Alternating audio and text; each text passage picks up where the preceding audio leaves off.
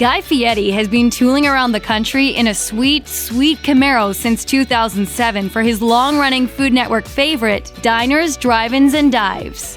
That's 32 seasons of everyone's favorite spiky-haired, backwards sunglasses-wearing host digging into an array of food trucks, mom-and-pop shops, and burger stands throughout the 50 states. Over 1,200 of them so far and counting. Yet somehow, he never seems to have a bad dining experience. How is that possible?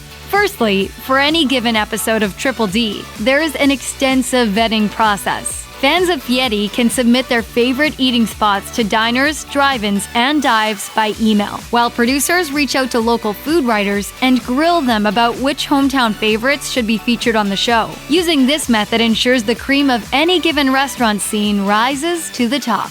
Keeping Fieri's reviews purely positive is also a win-win for both the show and the restaurants that are featured on Triple D. Cheat Sheet explains that the producers of Diners, Drive-Ins, and Dives warn owners that their businesses will be forever changed, oftentimes upping profits by 200%. But given the sheer number of establishments visited, combined with the innumerable dishes sampled, it seems statistically impossible that Fieri hasn't come across a less than wow-worthy dining experience in all of his years of culinary exploration. As it turns out, Fieri is a fan of the old adage, if you can't say something nice, don't say anything at all. In an interview with The Sporkful, he told host Dan Pashman point blank that if a meal doesn't cut it for Fieri personally, the footage hits the cutting room floor and is never aired on the show. Still, some eagle-eyed fans believe there are tells that let viewers know what Fieri really thinks of the food. According to some hardcore Reddit users who parse episodes for body language and speech inflections,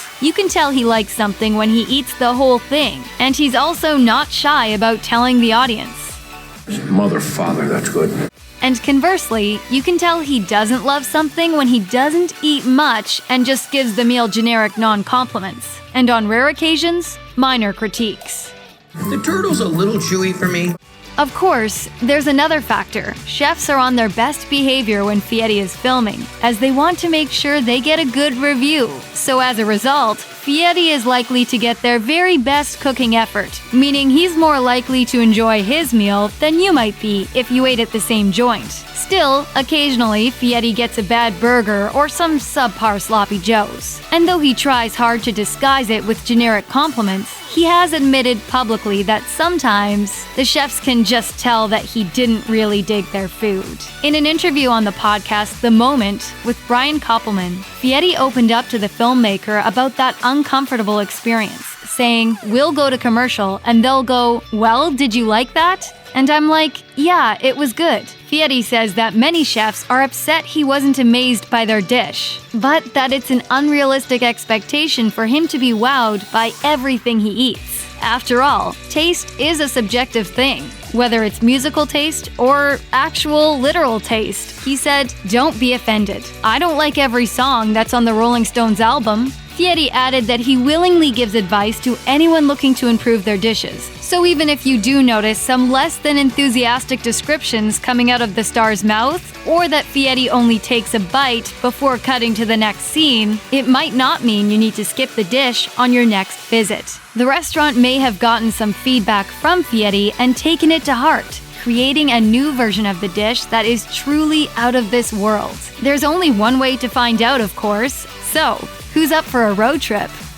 Check out one of our newest videos right here. Plus, even more mashed videos about your favorite chefs are coming soon. Subscribe to our YouTube channel and hit the bell so you don't miss a single one.